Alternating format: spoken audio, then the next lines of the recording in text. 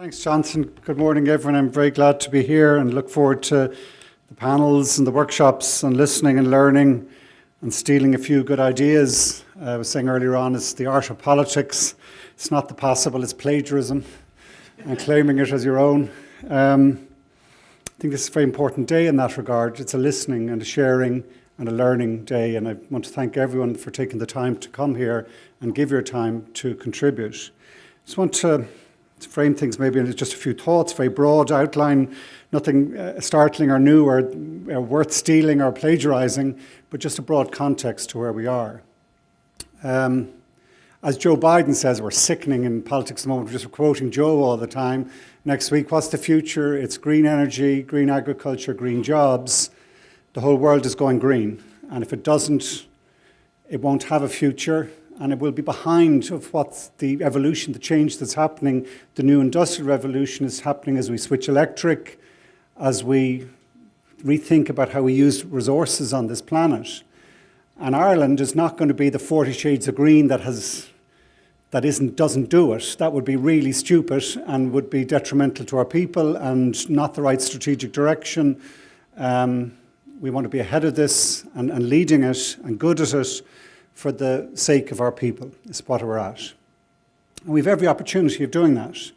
In energy, actually, it's happening. It really is switching, and you can see it happening now. Wind power, we're one of the leading countries in terms of integrating renewables. We're going to go solar as well as offshore wind. It's inevitable, it's not reversible, it's accelerating. I'm a much easier job as Minister of Energy than I do as Minister of Transport. It's going to happen. And these revolutions are connected because that clean energy will help us in transport. It will require digital innovation, which we're good at in this country as well. In agriculture, despite what you read in the papers and might hear in the Dáil, it's also happening. As Joe said, green agriculture is the future. It's interesting, I was talking to his agriculture secretary last week, made the point, only 1 in 10 agriculture farmers in the States make money, make an income, similar here. And therefore the switch to a greener way of doing things is actually going to be the future for farming for young people. And I think when we change that understanding in people's, and that's a difficult political task because it's set and framed as greens versus farming. But once that changes, as people do realise, actually this is the future, this is where the income is, and this is where we have a real competitive, comparative advantage as a country, restoring nature, protecting nature as we provide food and forestry and all the other land use resources. It's inevitable, it's happening, it's better, it's got the funding, it's going to happen. Transport's the hard one. Transport, the one that keeps me up at night, because as that excellent report which we commissioned from the OECD last year said, we unfortunately inherit a situation for many decades. By design, we have set ourselves on the course of a private car-based transport system that is so difficult to switch because it's integrated into people's lives. It's stitched into the housing, development, dispersed population system we have, and that's difficult to change. And it's difficult to change because it's in people's everyday lives and experience that it's not as easy to make the switch, like switching to electricity from renewables versus gas is using the same system, just different source. But here we're changing the entire system. And transport change, as everyone in this room with an expertise in the area know, takes time. It's not an easy, fast switch. It's something that's really challenging. We will make the change, not just because of climate reasons, but also if you look at the other reasons for doing it, it's a healthier system. I mean, literally the physical benefits of regular exercise in a population is beyond compare the best health thing we can do to lengthen our lives, to reduce the health bills, I really think it's it's not just health, it's mental health as well as physical health. It creates a more social community system rather than atomised, everyone in their own box. And listen, I love it. I love being in my car with my kids, wrapped up in a Steiner-like way in my own little cocoon. I can understand why it's so great, but you also need community. You get a different sense of a nation even, when it's not as everyone in their own box. It's something that we share and have time to stop and have social interaction and silence sometimes, and clean air and space. Those very subtle, hard to never exist in a cost-benefit analysis, almost impossible for the Department of Public Expenditure and Reform to understand, but actually really important attributes of a transport system that we need and that we can switch to as we make the switch towards a cleaner transport system. It also, as we know, it's not just put aside climate, put aside health, put aside social reasons. The alternative system is not going to work mathematically, geometrically. If everyone drives, it doesn't work for anyone. Gridlock is inevitable.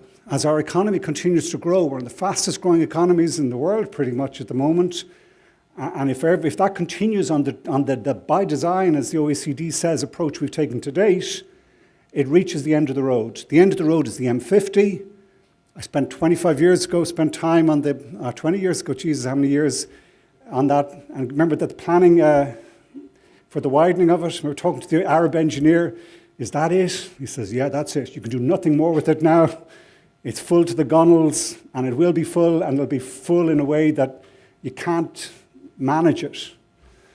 And that's the same right across. So if we just go down, continue with the way we're going, car-based system, it is congestion beyond compare, which throttles our country, throttles the economy. It does not work economically. It does not work competitively. It has to change. And that applies for a town as much as it does to a city. Because we can see it already. Those towns, that little bypass in Clonakilty, which took some of the traffic out of the centre of the town, turned Clonakilty into a town that you like to visit, like to live in, like to work in, and it booming. You look at Westport, just by dint of some planning back in the 19th century, it's a nice mall, it has certain characteristics of a walkable, attractive urban environment. That's where people want to live, and where the house prices are twice probably what they are in Castlebar up the road. So if you're in a town, it's not just a city, and thinking, how will we thrive? How will we be successful? This sustainable mobility way is the way to go. There's lots of things happening in government. There's lots of big plans. There's lots of long-term plans. We have a national development plan that I think is right, fit for purpose. It's braced first and foremost, Jonathan, where are you? On a national planning framework, in my mind, is centrally key to what we're doing, and it says better balanced regional development. It's not good for Dublin to be the epicenter of everything. It doesn't work. I'm a Dubliner, true, but it doesn't work for Dublin if all the growth is in Dublin. My kids won't be able to afford to live there. It becomes so congested, gridlocked. So it's good for Dublin, for Cork to thrive, and Limerick, and Galway, and Waterford, and Sligo. So our first priority, the reason we went on the European Recovery and Resilience Fund, which is free money from Europe, where did it go? Cork Metropolitan Rail, if we can get it through planning. And same in Limerick. And same in Waterford. We've just made that investment in the switching the rail station in Waterford up the quays, putting the sustainability bridge across, because that's important that Waterford becomes the capital of the southeast and thrives, in my mind. So the national planning framework, which says better balanced regional development, compact development, and low carbon development is where we need to go. That informs the national development plan, which is about now under this government, Programme for Government. I don't think the next government is going to change it because there'll be a howl of outrage if we switched away from this prioritisation of public transport, which we are doing now, and active travel.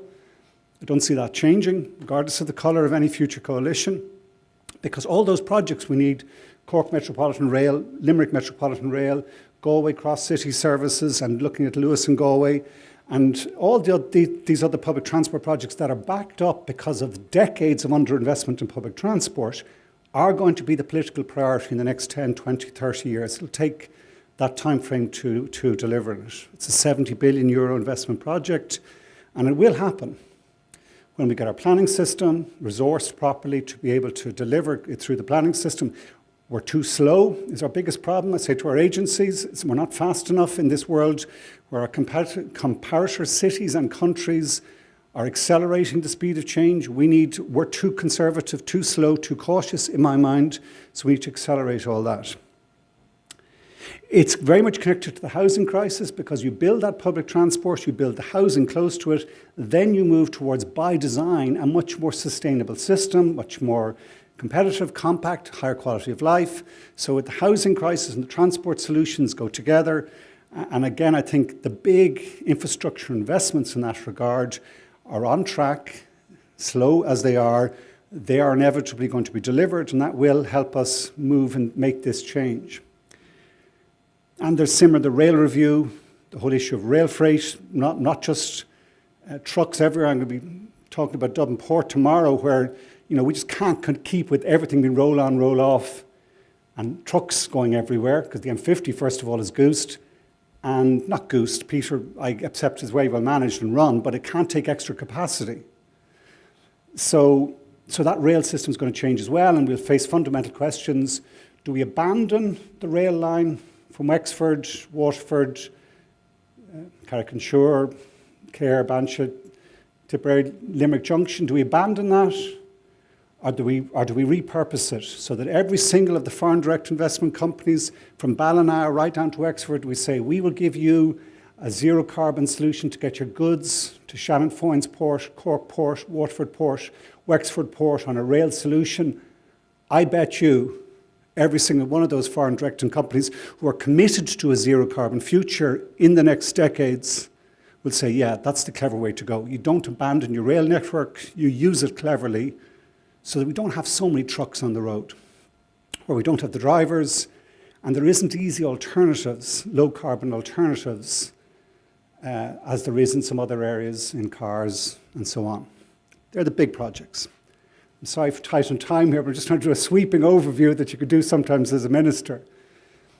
But all that infrastructure, all those big projects are great, but as I said, it's too slow. It's taken us too long. And I as Minister for Climate, have to make sure by 2025, we meet within our climate budgets the reduction in emissions we need on the path to 2030, 2040 and 2050. We need to do that under Irish law, which is rock solid now. I can be brought to court if we're not there, or at least brought to court, and they can say you have to change policy if you're not on track, so that you do get back on track.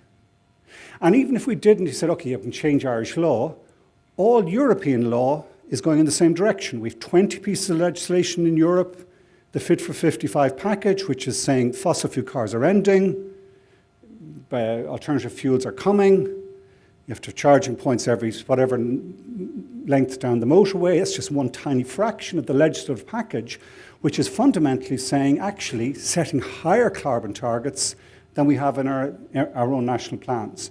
So even if you said ignore Irish law, are we going to ignore European law and pay all the fines, the multi-billion fines? I don't think so. Even if you said, okay, ignore European law, ignore Irish law, all those companies I just mentioned, which see their future as being in low carbon, are we going to say to them, are we going to say to the wider world, say to Joe Biden, sorry, Joe, you're wrong here, count us out in this green transition. That's not for us, that's for Ohio. That wouldn't make any sense. So we need to act fast. And one of the key areas where we need to act fast, most of all, is in sustainable mobility. We set up 6 task forces in government to try and make sure to focus just on the next 2 years in this transition leap we need to make to meet our 2025 targets. So these task forces, it's a leadership group in transport, it's called, in sustainable mobility, are all about the next 2 to 3 years and been showing that we can act fast. We have one in offshore wind, we have one in heating our buildings, we have one in just transition, in climate communications, and in land use, but the most important one in my mind, because this is the hardest change, is the one in sustainable mobility. And that's the work that some of the people, Eamon and others in this room, are centrally involved in delivering. And this is tricky stuff because it involves fundamental change, but I believe the Irish people are with us on it, despite what you read or hear. Not everyone. It won't work if we do it as divisive politics. It won't work if it's a blame, shame, are you doing the right thing, or did you drive here today, Jonathan? That will not work. It has to be facilitating it, making it easier for us to create some of the solutions that we need. To do that, we have 35 Pathfinder projects, which are examples of how local authorities, particularly and our agencies, can work quickly. The first one was delivered here in Athlone. It's one of the reasons we're here today with electric buses. Lovely bridge, if we even get the chance, that across the Shannon, which will be coming in again, which is a real example. Fair play to TII. Remember, Peter, you came to me a year or two ago on it and said we can build that bridge. It's there now. And it's that example of speed and elegance and lightness and low cost is where we need to go. So those 35 Pathfinder projects are going to be critical. One, the Waterford one I mentioned earlier is another example. They have to come now fast in the next number of months so we win over the public that, yeah, actually change is coming. And there is change happening. Like fair play to NTA, all those Connecting Ireland bus services, we're rolling out a new bus services every week. The numbers on them doubled in rural transport, doubled last year. Our overall public transport bus numbers, correct me if I'm wrong here in this, Anne, is about 30% up outside Dublin, 10% in Dublin, compared to pre-COVID levels. That's exceptional in international terms. Most other countries or cities have not seen such an increase in public transport numbers. So the public are up for this. It is happening. There is momentum starting. What we need to do is to give it a further push and initiative, particularly with those Pathfinder projects. Politicians are a good test to the public because we're very sensitive to where things are at. Without blowing Cabinet confidentiality, we had extensive debate in Cabinet yesterday about our demand management projects, because we realised fundamentally when we were looking at the modelling on this transport change that even with all the electrification, even with all the major public transport projects, if they were delivered in time, we're still not going to meet our climate targets.